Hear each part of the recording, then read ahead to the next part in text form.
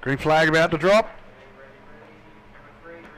And away we go. Green flag on, Jones. Fairly even start as they descend upon turn one. And, well, Selby Adams, I think, he got a fairly good start. No, he lost. didn't. In fact, that was Manchufel was sideways, right beside Selby Adams, and might have given him a huge fright, but it's McLeod who's away at the front of the field. Selby Adams sitting nicely there in second position. And, well, who's that in fourth position? That might be French. No, French is in fourth. Who's in third? I got a funny feeling that might be, is it Levitt? Yeah, forward. Yeah. But I can tell you what a great start from Mike McLeod. Spread that start well, didn't he? But he came straight across to cover the left-hand side and got out onto the turning point, which meant everybody else was tied on the apex, couldn't get the cast to flow on McLeod's. Himself about a car-length buffer very early on. It's got me concerned, though, what happened to Manchufel, because I haven't seen him come around yet. We saw him completely sideways. He's out the back. I can see him out the back of that long shot. Yeah, he's lost an enormous amount of ground. You'll see him come into shot here right at the back, Jonesy. We'll change shots just before he gets there.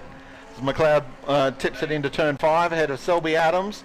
Then Levitt, as you mentioned, ahead of French, then Mitchell, and the second of the Levitt cars. So it looks like the Levitts have gotten a fantastic start there, actually. Didn't qualify so well, but have done pretty well now off the start. So, well, first lap completed. Now, this is only a short distance to these guys. They can't be Levitt. They can't be both Levitt cars. No, it'll only be the one. I think which will be the car. Jason. Mark will be much further back.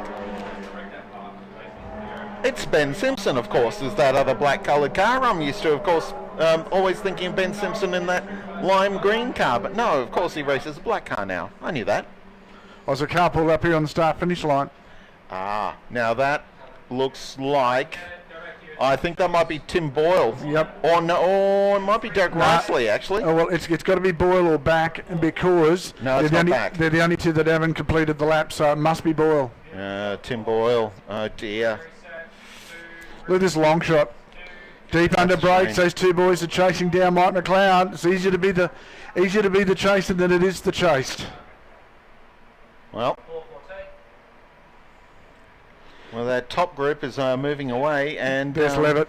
That car looks splendid, doesn't it? Yeah. I was just concerned momentarily that the revolutions weren't very high. It just must have been an illusion of the camera speed at that point, or either that, or we might have gone into a controlled slow-mo situation because of the parked car on the front straight. McLeod doing a good job here, though. He's starting to build that gap. Creating a cloud for the others to force through, a little dust cloud, but there we go. We see Jason Levitt tacked onto the back of that 6-car train that's fighting over the leading positions. Selby Adams is certainly moving around on the track. His car isn't nailed down by any description. Even by the standards of HQ racing, he seems to be moving around a bit on the track. Well, they are really pushing as hard as they dare. Oh, hello. We've got a car joining from the rear field, and that's the missing car of Peter Back. Yep. Didn't take the start and has started a lap behind the field. So that'll make total sense. A bit of a dust cloud in the headshot ahead. They've been drifting a little wide. You'll see the dust cloud come across. That's Back's car coming back out to join. Yeah, Peter Back, that one. Of course, Wayne Back was able to. Peter Back's son, Wayne Back, was able to take the start. That was a little nasty. Sorry about that. Got frequencies screaming in all directions across us at the moment. They're letting the cars move around a fair bit early on, James. You're letting them just maintain that momentum. But Mike McLeod's got this shot to bits at the moment, in control up front. Yes, he's just driving within himself at the moment, just keeping everything neat and tidy, and allowing himself to pull. Although Ben Simpson is up into second position now, he's been able to get through Selby Adams, and you notice how quickly he's gapped Selby Adams as well. So Simpson might have quite a bit of pace on, as we see a three-way squabble going on for third. It was very briefly three wide between Selby Adams, French, and Mitchell. Mitchell got out of the line of fire fairly quickly. But Selby Adams does appear to be that he's qualified a lot better than his race pace would suggest, because he's a bit of the cork in the bottle at the moment. Well, Simpson's got through, and now French has made it past Selby Adams as well. So Brock Mitchell will be lining up to take a shot at him next. In fact, with Selby Adams off the track there a little at turn 1, that might have been the open invitation, but Mitchell unable to take advantage. No, he's got the boot in. He's got a situation where he's got only got enough pace to have what he's got, and no one's got any more pace than the other. So it's all about slipstream. It's all about corner exit speed, and it's all about getting a balance with your car. But the man who's on a mission at the moment, I'm so absolutely wrapped for him, is Levitt. He's having a red hot crack. Further back this pack, he's on the pace, and he's always looked like he's going to be. He's really developed his race car drive over the last couple of years. Oh, here's the pack descending on Snake Gully. McLeod, and then Simpson. Simpson's definitely moved from the third place battle up onto McLeod's tail. He's got the... French is just drifting it through turn 4. Perhaps a little bit more than drifting. That was well and truly lost the back end of the car. Yeah, that's just a little bit of weight transfer and the tyre unhooking and unloading in the back. Well, sometimes keeping the boot in is the best thing. He was able to power out of his problems and only lost 1 spot, I think, into the bargain. Although it sort of robbed him of his chance to get into 3rd position. So he's got to regroup and have another go at Selby Adams. Jason Levitt tucked in behind, and then out the back. Oh, in fact, that's Selby Adams out the back of that leading group now. He's in 6th position. It's Mitchell who's in 3rd, ahead of French and Jason Levitt. Well, he's moved his way back through the field nicely now, hasn't he? Now we're looking a little bit further back in the pack. That's Brett Turner on the left of screen there in the yellow HQ, and the car immediately in front of him will be Joe Andrisk. And there's a battle pack immediately in front of him, and that's Montgomery, Scott Andrisk, and Manchufel, who's fallen down the pack a bit in the Peter Marshall car. Interesting enough, he's had the pace of running them in the first opening laps, but he's lost that a little bit in the last few, Jonesy. Maybe the car will come back in its setup. Maybe it started with tyre pressures that are too high. We won't know as they stream through. This time around, Jonesy, we're at half race distance. We're on the downhill slope after this. 3 laps left to go, and they come past the stripe for the next time. Oh, French is off track again at turn 4. He's not quite found the balancing point for maximum pace through turn 4. He was well off track last time around, so he's just getting a little bit... Oh, and Levitt goes for a big bum dive. Mitchell's on the outside. This is going to get fraught. As we see, Anthony Toft is off track as well. That's at turn 5. Well, Toft recovers, and what happened to that 3 wide? Here it is, and Mitchell's been short-sold of real estate there, and he's gone from 3rd back to 5th as Levitt springs. No, Levitt's been caught, and French has actually done quite well out of all of this, considering he's been sideways.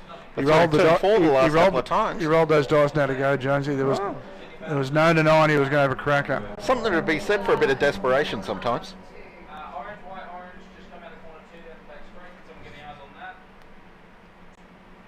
So,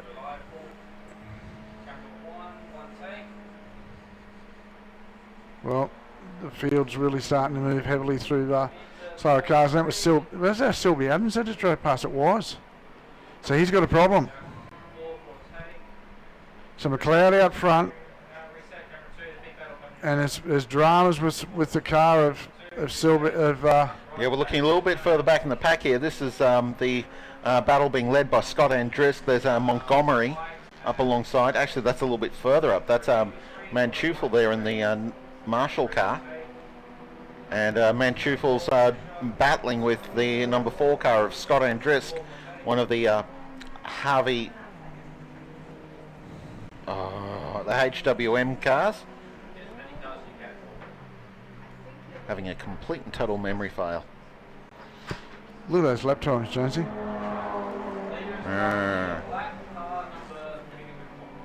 35.5 for French, but at 30. a 35, but he's French is the fastest man out there, 35.5.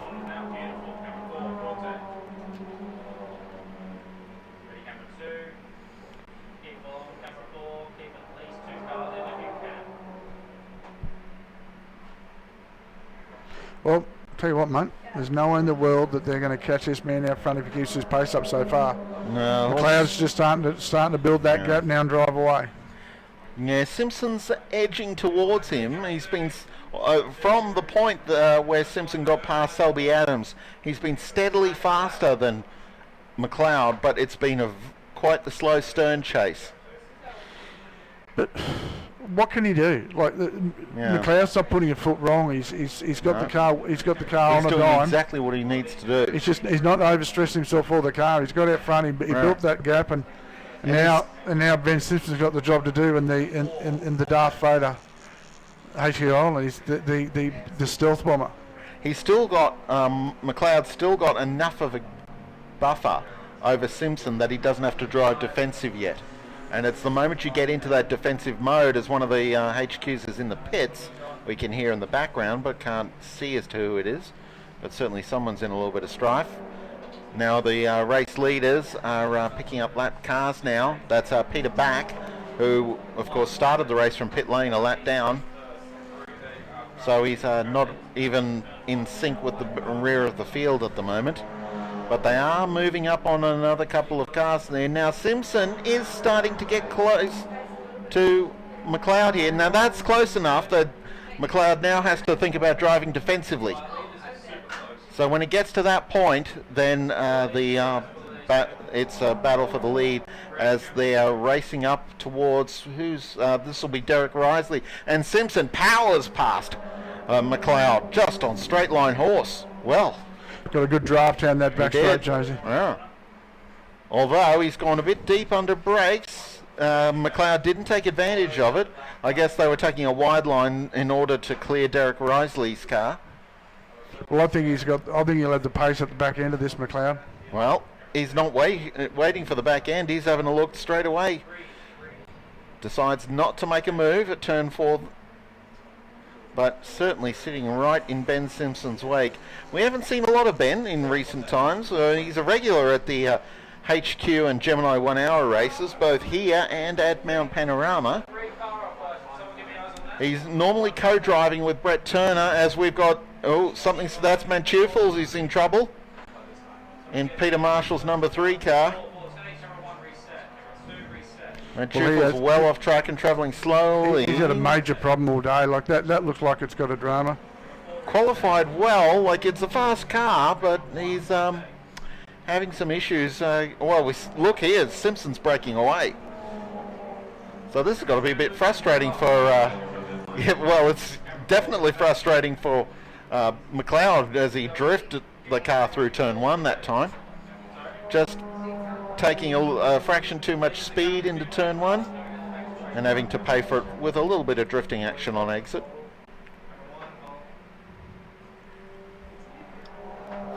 Jonesy, 2 laps to go, and Simpson seems to have done a number on McLeod now. He has, and he's moving away a second a lap. So has McLeod got a problem?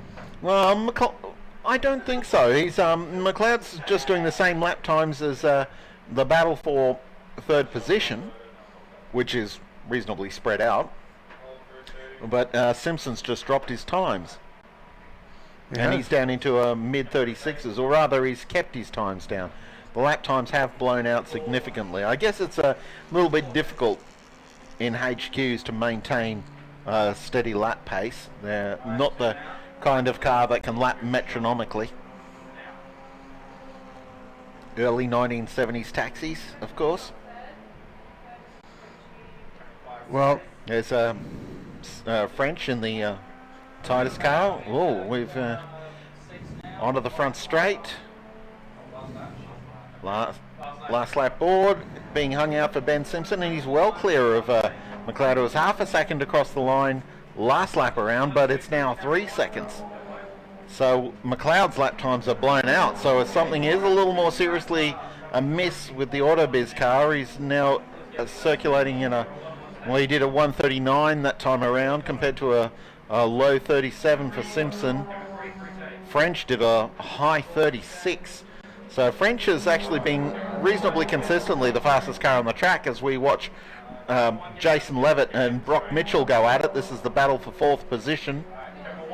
Mitchell noses his way back into 4th position. We look back at turn 1 and see there's Mark Levitt in the 77 car. And Mark is in 9th position. Back with his brother Jason, trying to defend from Brock Mitchell. Mitchell was well and truly up the inside though, so he's had to give best. Now can Mitchell hang on to that 4th position and the run to the flag? French is a long way up the road in 3rd. Oh, and there's, okay, Manchufel's given up on it and he's parked the car in the crossover. So he's got a bit of damage in that right-hand rear door too, Johnny. Yeah, he's worn something. He's had some contact from someone. So that might have been in that opening melee. Yeah, when he was, when he's barreling off to one side of the circuit. Well, here they come, Jonesy, the run to the flag. Ben Simpson rounds the final turn and he's won this an encounter in the end. And Ben Simpson, in his first sprint round here in a very long time, has taken a win. Yeah, Mick McLeod survives to take 2nd from Brett French in the Titus car. 4th across the line, Brock Mitchell. Then Jason Levitt is 5th. A bit of a break before we get to the Harvey's mechanical and welding car of Joe Andrisk, who will take 6th position. Here he is now. Derek Risley crosses a lap down. Brett Turner is 7th. Troy Montgomery in the black and orange car takes 8th position. Mark Levitt puts both of the Levitt family cars in the top 10. And we're just looking for Shuttlewood at the moment. Oh, Shuttlewood's under real pressure here from Strachan. Just gets there. That was for 10th position. So Toft was next across the line in 12th ahead of Wayne back. Derek Risley was a lap down in 14th position. And Peter Back was 2 laps down in 15th. With 3 non-finishers in Scott Andrews, Jamie Manchufel, and we lost Colin Selby-Adams. Yes, problem in the early running. Indeed. We're going to take a break. Back now, sort of this more action coming your way.